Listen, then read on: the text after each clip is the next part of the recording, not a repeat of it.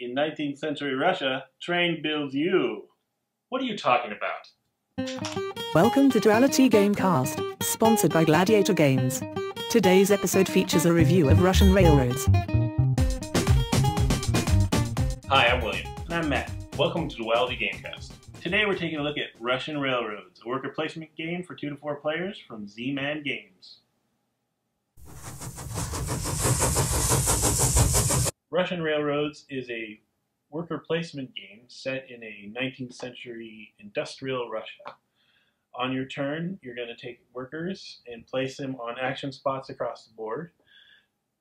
The board has been separated into general categories of actions. For instance, over here we have actions that will develop your rail lines. Down here we have engineers that you can hire to either get you victory points or make your work more efficient. Up here you can bid on turn order. We can also develop better trains or industrial factories. We can advance our technology on our industry track. And lastly, we have some special actions such as victory point bonuses, gold accumulation, and hired workers to use the rest of the turn. You'll place your guy, take that action, and then pass on to the next player. Also, everybody gets their own player board. This board shows the 3 main tracks that you'll be working on to try to accumulate the most amount of victory points, and your industrial track. The different actions you take with your workers will move and advance the tracks along these points, giving you different abilities as you move along them. Also, there's different grades of tracks. As you move along, you will unlock higher and better quality train tracks, which are worth more points for scoring. It's important to note that a higher level track can never pass a lower level track on this board. At the end of each round, when people have played all of their workers, scoring will occur based on the types of tracks you have played and the positions that you've gained, and some just give you straight victory points regardless of the type of track that's on it. As you advance the industrial track, it also generates points at the end of each round. But in order to continue along it, you'll have to build factories. So every time that you get a train car, you can choose to put it in as a train to increase the range and capabilities of your tracks, or as a factory with the other side. In this case, it locks in here, and you can keep advancing to get more victory points, and when you pass over this, you get this ability. In this case, you get a gold coin when you pass over it. So Matt, how do the mechanics work for you? Oh, they are pretty cool. This is a kind of classic worker placement feel. You've got an allotment of workers, which are essentially actions, and a palette of different opportunities for them to activate. I like the mechanics a lot. It seemed daunting when we first read through the rules, but having played it several times now, it's not really daunting at all. You just have a lot of options, and the coolest part of the mechanics for me are there are a lot of strategies to pursue. The different tracks are very unique to themselves. For instance, the top one is what I like to call the Berserker track, where you're just piling on track and pushing it through and getting better trains and reaping the victory point benefits. The middle track is kind of special because it unlocks these special tokens which give you unique one-time abilities or end-of-game scoring cards. And the last track gives you bonus score every turn. And then, of course, exploring the industry track is unique as well. You're getting points every turn from that, but you're also able to build factories. And when you unlock those factories, they're doing all kinds of different things for you as well. A lot of different strategies. I really enjoy that. It does have that worker placement aspect of, oh man, he beat me to that spot, you know. So it does feel competitive without being actual aggro anything. So the mechanics flow and they fuel the enjoyment for me quite a bit. What do you think? Yeah, especially with the stealing positions from each other. In a 3 and 4 player game, it's just that right ratio. You're always, you have a chance of getting what you need, but there's always a chance someone's going to kind of step on your toes. And there is, because a big part of this is building tracks, there's always kind of the wussy build one track for one guy option you have. So there's always an out that you're never just stuck and like, oh, there isn't a single action that's good for me. There's always something you can do. The fact that there's kind of 4 different paths you can take on this, the 3 different tracks and the industry track is interesting because you can't just completely focus on one. We've tried this multiple times. If you focus just on one track blindly to everything else, it's not going to work. You have to dabble.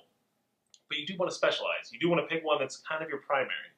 And there is, and like you're saying, the top track, every time we play, everyone kind of picks a role intuitively as we start going, and you do see different ways of play. Like, people are actually going after different things and actually having different focuses in the game, which I think is good.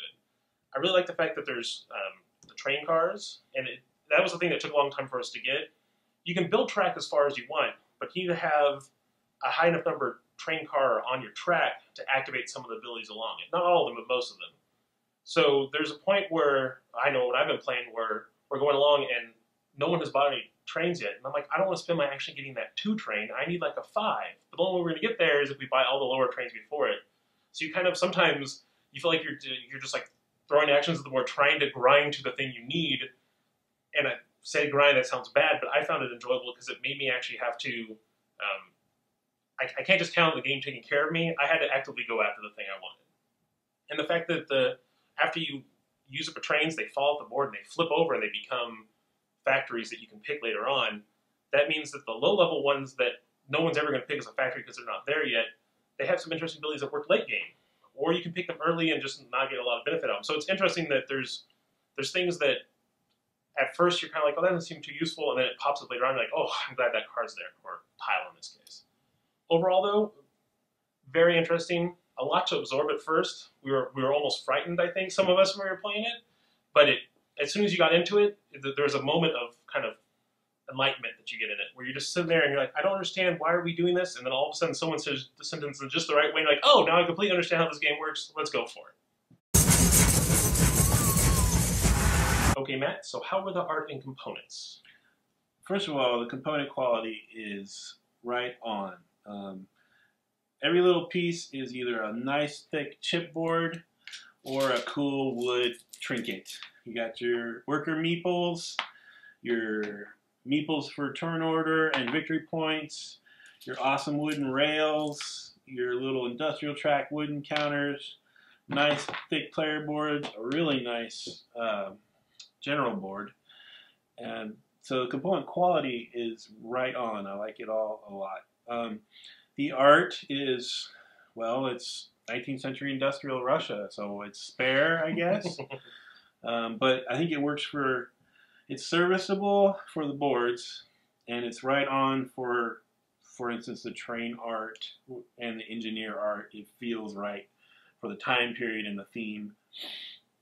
So I'm completely fine with all that. The iconography is also perfectly fine. I didn't really have any issues with the icon. Yeah, not at all. And so the theme comes out enough, I think, and I like it. What do you think? Matt basically covered the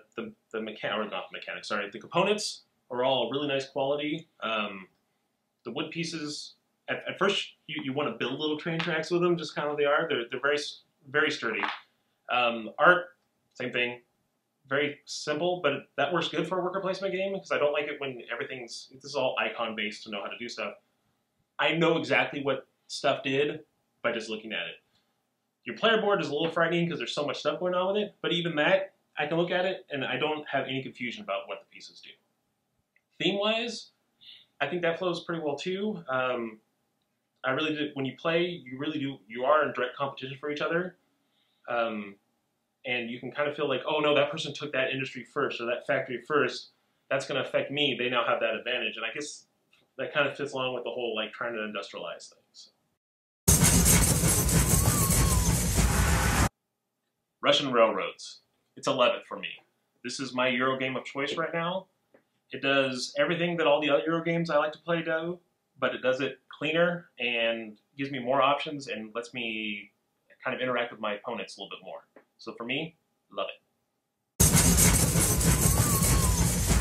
I'm going to go out on a limb here and go must buy for Russian Railroads. I didn't buy this. Fortunately, I have someone in our game group who bought it. But if you are into worker placement games, you need to buy this game.